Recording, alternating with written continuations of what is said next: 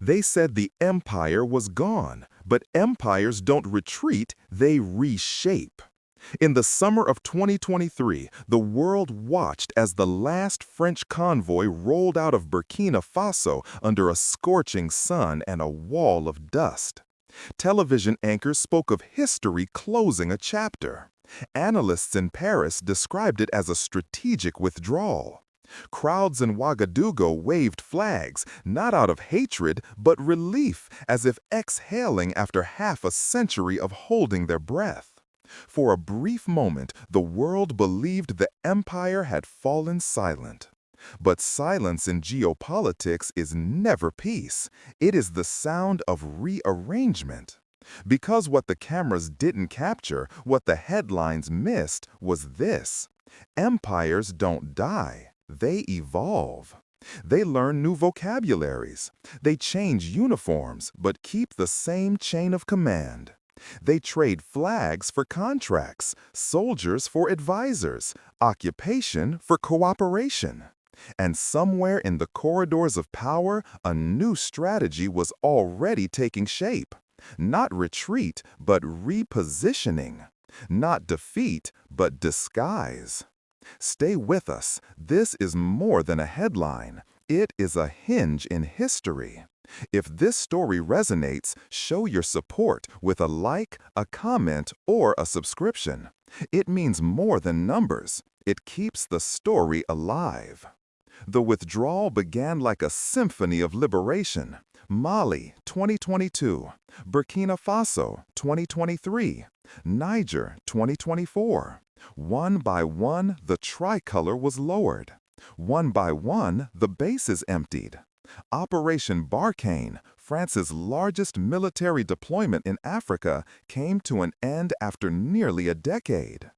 2,400 French soldiers left Mali amid tensions with the military government. The world called it a failure of intervention. Paris called it a strategic pivot. In Burkina Faso, the departure was swifter, sharper. After the military takeover, France found itself unwelcome. The government accused them of betrayal, of supporting jihadists to justify their presence. The French denied it, but the damage was done. Trust, once broken, cannot be glued back together with diplomatic smiles. Niger followed the same pattern. ECOWAS intervention failed.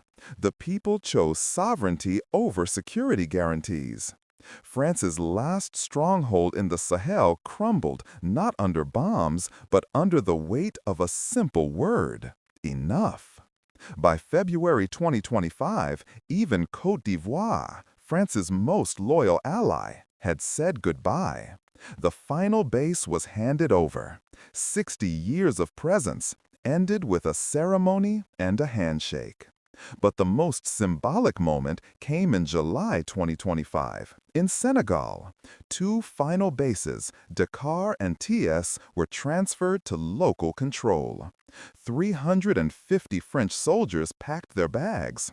65 years of military presence in the land that once housed French West Africa's capital came to a close.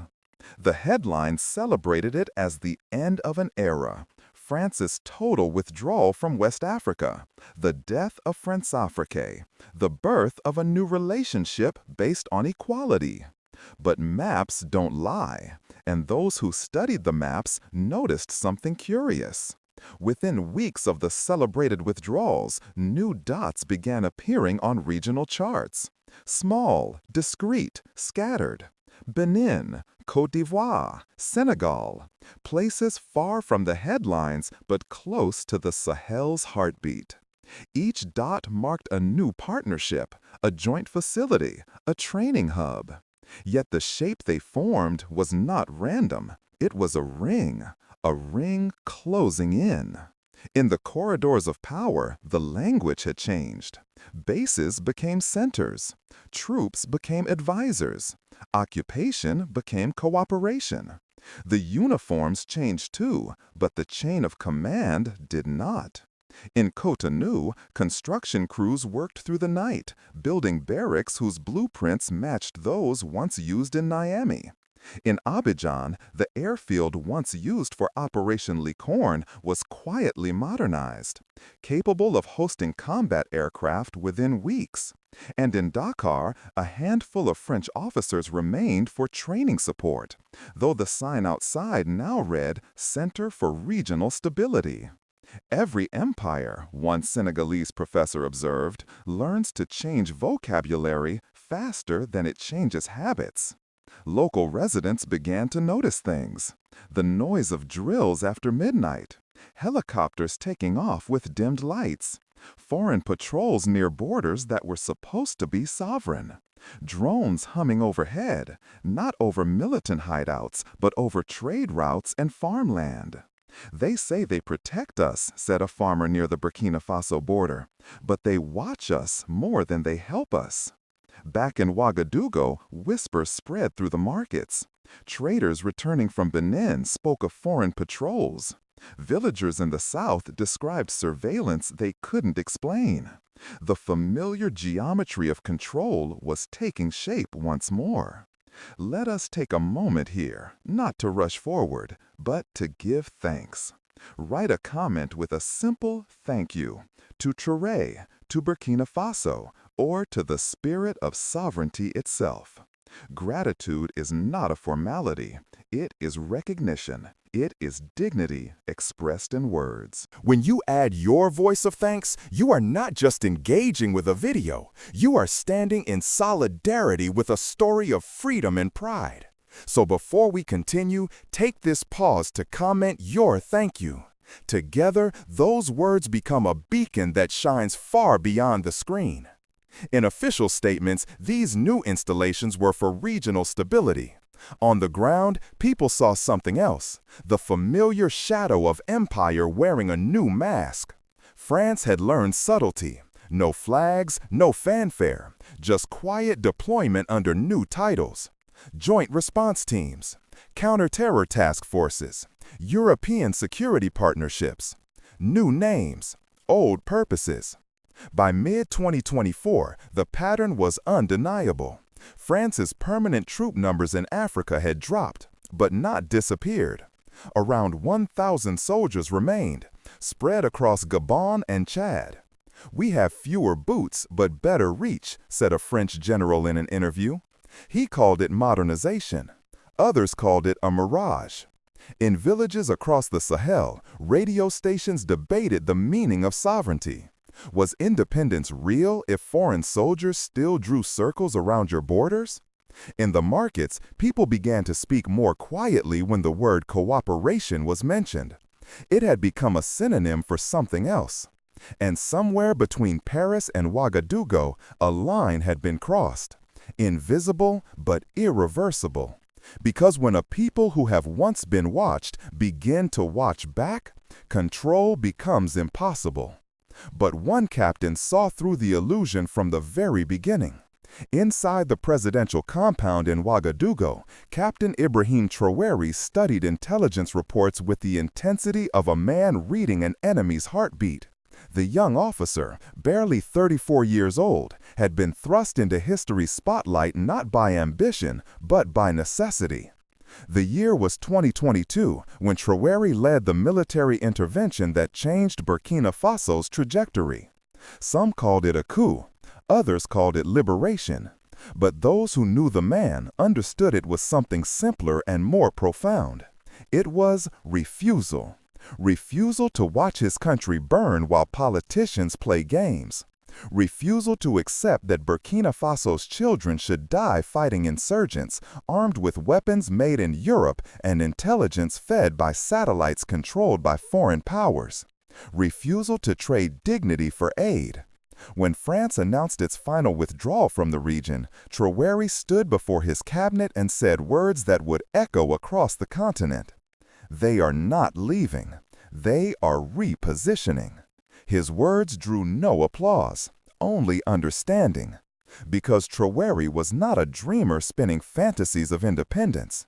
He was a soldier who had seen what dependency costs. The young captain understood that the battlefield was shifting, from sand to symbolism, from soldiers to semantics. He spoke with the measured precision of a man who had counted every French base, every training mission, every cooperative agreement. He knew the geography of control. "We can forgive ignorance," he said during a closed-door meeting with his officers, "but not betrayal." By 2025, Ibrahim Traoré had evolved from military leader to symbol of African sovereignty. His speeches resonated beyond Burkina Faso's borders, carrying the rhythm of a continent remembering its voice. In October 2025, his government made international headlines by arresting European NGO workers on espionage charges. Western media called it paranoia. Traoré called it protection. "When your survival has been dictated for half a century," he said, "vigilance becomes wisdom."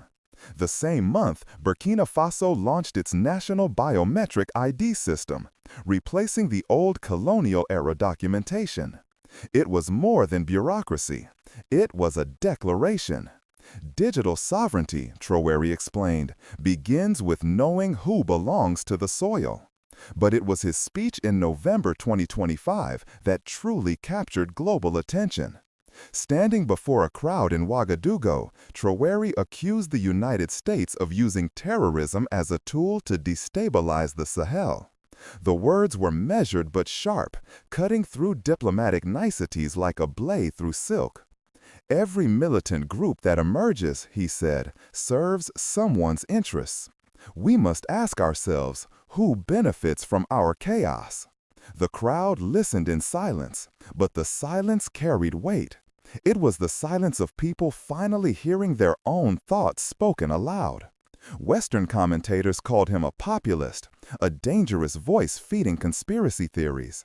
But in the markets of Ouagadougou, in the villages of the countryside, in the universities where young people studied the history their grandparents had lived, people called him something else. They called him their voice. Traoré's power came not from charisma alone, but from authenticity. He lived simply, spoke plainly, and refused the trappings that had seduced previous leaders. When he met with Dr. Arikana Chihambori Kwao in October 2025 to discuss Pan-Africanism, he wore the same modest uniform he wore to inspect military barracks. "Independence," he told his officers, "is not a flag, it is a discipline." The room was silent, but his words carried like thunder.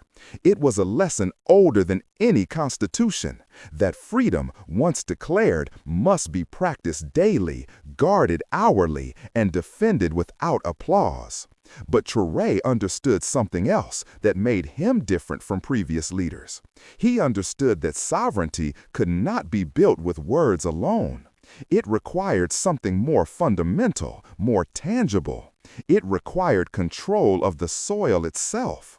Human rights organizations issued reports about increasing civilian casualties during counterinsurgency operations, over 2,000 deaths in 2024 and 2025. Yet polling showed Traoré's approval rating remained above 70%. The disconnect puzzled Western observers, but it made perfect sense to those who remembered what came before. "Better to die fighting for dignity," said an elderly woman in Kaya, "than to live begging for crumbs." The captain had become more than a leader. He had become a mirror in which a continent could see its own possibilities. When he spoke of refusing foreign tutelage, students in Ghana organized discussions on sovereignty. When he criticized neo-colonial economics, dock workers in Senegal began questioning foreign contracts that undercut local wages. The revolution was spreading, not through force, but through recognition. People were remembering something they had been taught to forget, that they had choices. Yet Traoré knew that words and symbols, however powerful, could only carry a revolution so far. Real independence required something more concrete, more immediate. It required taking back what had been taken. And in the Sahel, what had been taken was written in gold, uranium, and the mineral wealth buried beneath their feet. The captain understood that the next battle would not be fought with rifles, but with contracts. Not with soldiers, but with accountants. Because the empire's deepest roots were not military, they were economic. Yet words alone cannot break chains forged in gold. The revolution moved from speeches to shovels. In the pre-dawn darkness of October 2024, Malian soldiers surrounded the Yatela gold mine. No shots were fired, no blood was shed. The foreign managers were given 48 hours to transfer operations to state control. By the weekend, the tricolor of Mali flew over facilities that had generated billions in revenue, most of it flowing far from African soil. The world called it nationalization. Mali called it homecoming. The pattern spread like wildfire across the Sahel. In June 2025, Niger's government seized control of the uranium operations that had powered French nuclear reactors for decades. The same uranium that lit the streets of Paris while villages in Niger remained in darkness. The symbolism was impossible to ignore. For 60 years, Niger had provided 40% of France's nuclear fuel while ranking among the world's least electrified nations. Children studied by candlelight while their nation's uranium powered cities they would never see. Justice, said Niger's mining minister, is not revenge. It is correction. By August, the pattern accelerated. Niger nationalized the SML gold mine, previously controlled by Australian interests. Burkina Faso followed in July, targeting gold operations that had exported wealth while importing little beyond promises. The numbers told the story. Niger alone produced 33.6 tons of gold annually, enough to fund hospitals, schools, and infrastructure for a generation. Yet for decades, these resources had followed the same colonial routes established a century ago. Raw materials flowed out, finished products flowed in. Dependency disguised as trade. Now, for the first time in generations, the Sahel was learning to say no. Take a second right here to tell us where you are watching from. Type the name of your city, your land, the soil beneath your feet. And as you do, know this: the New Africa story sends you not just thanks, but a blessing, for strength in your hands, for pride in your heart, for light on the road ahead. The comments below become a map of connection, showing that this message reaches far beyond borders. The response from international markets was swift and predictable. European mining stocks plummeted. The response from international markets was swift and predictable. European mining stocks plummeted. Financial newspapers warned of investment risks. Credit rating agencies revised their assessments downward. The language was clinical, but the message was clear. How dare they take back what was always theirs?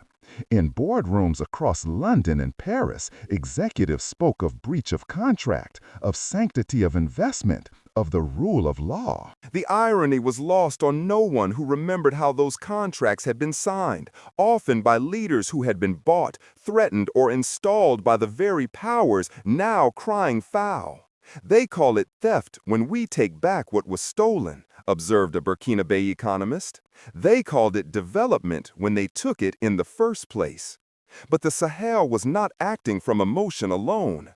These nationalizations were strategic, calculated moves designed to build genuine sovereignty.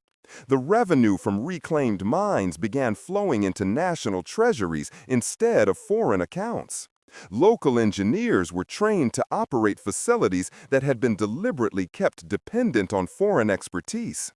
In Niger, the seized uranium operations were quickly integrated into a new partnership with Rosatom, Russia's nuclear energy corporation.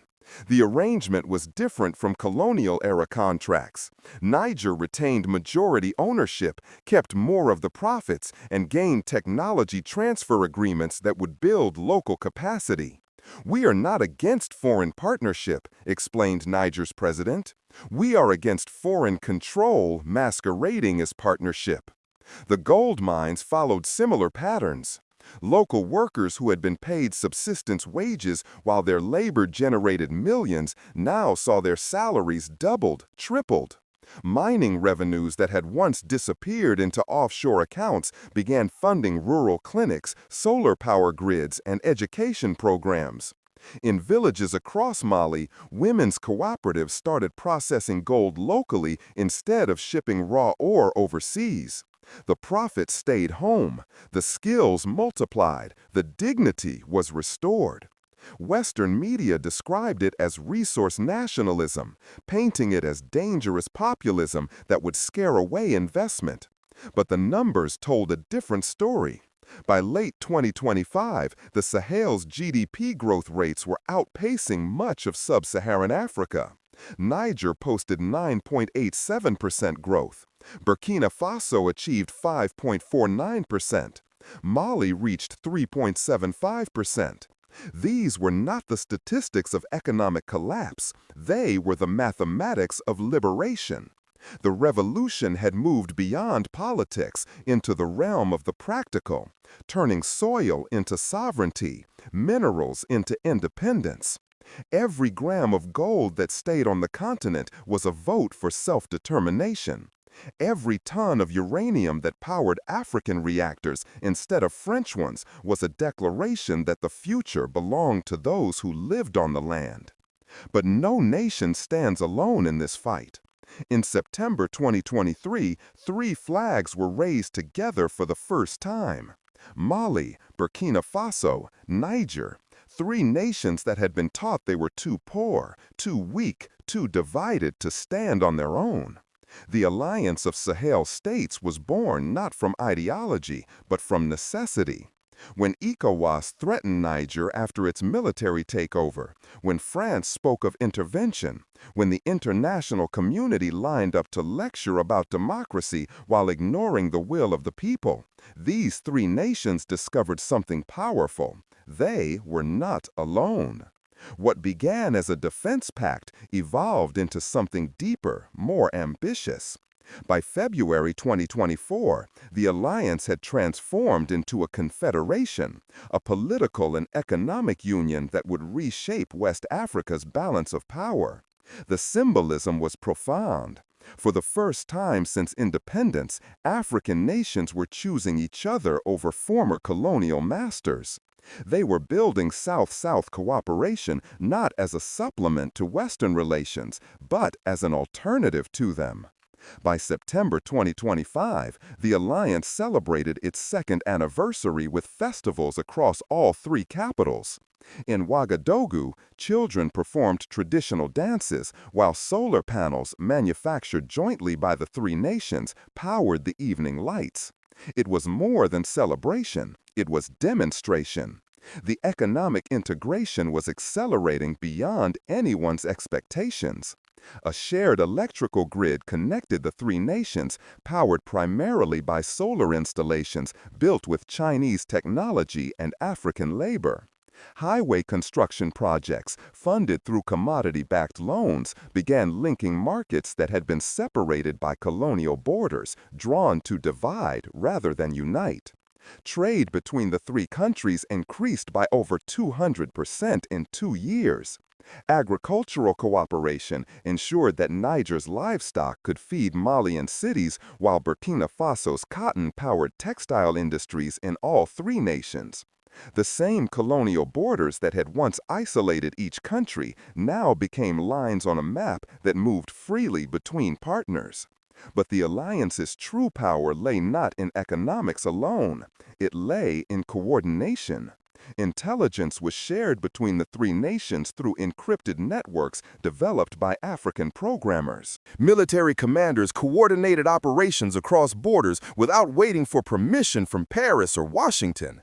"We are not rebelling," read a motto painted above a military academy in Ouagadougou. "We are remembering." The alliance offered something that had been missing from African politics for generations, proof that unity was possible, that cooperation could work, that African solutions could solve African problems. Students in Ghana began studying the Confederation as a model. Leaders in other African nations quietly inquired about membership or partnership. The idea was spreading, not through force or propaganda, but through example. Western commentators called it dangerous nationalism, warning of instability and Russian influence. But for young Africans across the continent, it represented something they had rarely seen. Countries that looked like them, led by leaders who spoke like them, choosing their own path without asking permission. Every child in this alliance, Ibrahim Traoré said during the anniversary celebrations, will grow up knowing that Africa can govern itself, feed itself, and defend itself. The crowd roared, thousands of voices echoing the words until they became rhythm, then thunder. Some of those children would become engineers, teachers, soldiers. All of them would grow up with a different relationship to the word independence. For them, it would not be a distant dream, but a living reality. Yet the old powers would not watch in silence. The response from Washington was clothed in diplomatic language, but the tension was unmistakable. At State Department briefings, officials praised the Sahel nation's right to self-determination, then immediately warned of malign influences from non-traditional partners. Everyone in the room knew what those words meant: Moscow, Beijing, the shadows of other empires waiting for their turn. But what truly unsettled Washington was not the partnerships themselves, it was the precedent. If 3 poor nations could defy the West and survive, what would stop others from following? If the Sahel could break free from economic dependency, what about Latin America, Southeast Asia, the entire global South? American analysts framed it as a competition for influence, but for the Sahel, it was a competition for air. Because when your survival has been dictated for half a century, even the chance to make your own mistakes feels like victory. The irony was not lost on African observers. The same republic that had once fought a revolution against empire now feared the sight of another region doing the same. A foreign correspondent captured it bluntly. The United States has become the mirror in which old empires recognize their reflection. Meanwhile, in classrooms across West Africa, students studied the American Revolution alongside the words of Thomas Sankara. The lesson sounded remarkably similar: taxation without representation, the courage to stand alone, the belief that ordinary people could govern themselves. The only difference was geography. Europe's response was more direct. Brussels imposed targeted sanctions on key officials. Credit lines were frozen. Development aid programs underwent transparency reviews. Diplomatic language for indefinite suspension. It was pressure without gunfire, a siege made of spreadsheets. But the strategy backfired. Every sanction reinforced the alliance's message that the West could not tolerate true African independence. Every frozen account proved that aid had always been a chain disguised as assistance. Every canceled program demonstrated that European generosity had conditions that African dignity couldn't accept. You can sanction a government, observed a trader in Bamako's Grand Marché, but you cannot sanction belief. The Sahel's response was not surrender, it was creation. Russian military advisors arrived to replace French trainers. Chinese engineers began construction on transportation corridors that would link the alliance to Atlantic ports, bypassing European intermediaries for the first time in a century. New partnerships emerged from unexpected directions. Turkey offered drone technology and agricultural cooperation. Iran provided energy expertise. India opened trade lines for processed goods. The Sahel was discovering that the world was larger than the small circle of nations that had controlled their fate for so long. Western commentators called it foreign influence. Africans called it choice. And in that simple distinction, influence versus choice, lay the heart of the struggle. Because the true battle was not between nations, it was between dependence and dignity. Economic warfare intensified through 2025.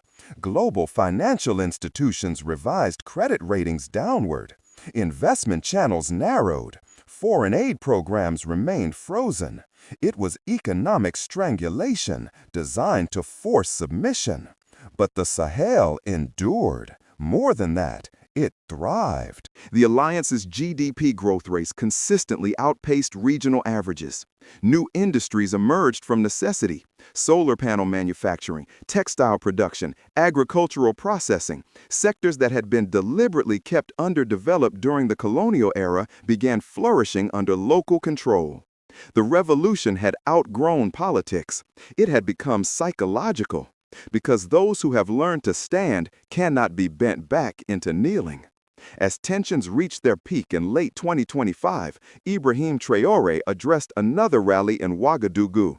His words were measured, but they carried the weight of a continent's patience reaching its end. "We respect every nation," he said, "but respect does not mean permission." The crowd roared. The sound echoed across borders, carried by radio waves and social media algorithms until it reached villages in Kenya, universities in Nigeria, markets in Senegal. It was the sound of awakening, multiplied and magnified until it became undeniable. The empire's last gambit, economic strangulation, diplomatic isolation, the promise that resistance would bring only suffering, had failed.